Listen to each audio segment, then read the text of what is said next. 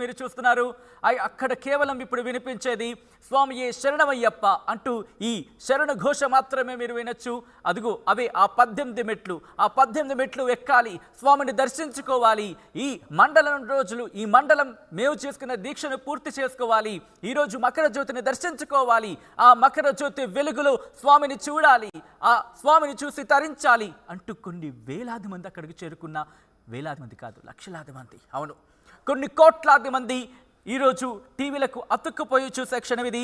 6:47. Yes, ఇప్పుడే ఈ క్షణమే మరికొద్ది క్షణాల్లోనే మకర జ్యోతి దర్శనం జరగబోతోంది. ఎంతో ఉత్కంఠతో ఎదురు ఎస్ అదిగో అదిగో మీరు చూస్తున్న మకర జ్యోతి, అదే స్వామి దర్శనం అంటూ ఎంతమంది భక్తులు ఇలా 2 చేతులు జోడించి దర్శనం చేసుకుంటున్న ఆ మకర జ్యోతి ఒకసారి కనిపించింది, మళ్ళీ అదృశ్యమైంది. మరొక్కసారి దర్శనం జరగబోతుంది. ఇలా మూడు సార్లు మకర జ్యోతి దర్శనం జరుగుతుంది. మొదటిసారి ఆ దర్శనం చూశారు, మరొక్కసారి అలా 2-3 సార్లు ఒక్కసారి మీరు చూడొచ్చు. అక్కడంతా ఒక్కసారి వెళ్ళిపోయి మకర జ్యోతిని దర్శించుకోవాలి అంటూ కూడా వాళ్ళు ఆ విజువల్స్ మీరు చూస్తున్నారు. పూజారులు ఆ పూజా క్రతువుని కొనసాగిస్తున్నారు.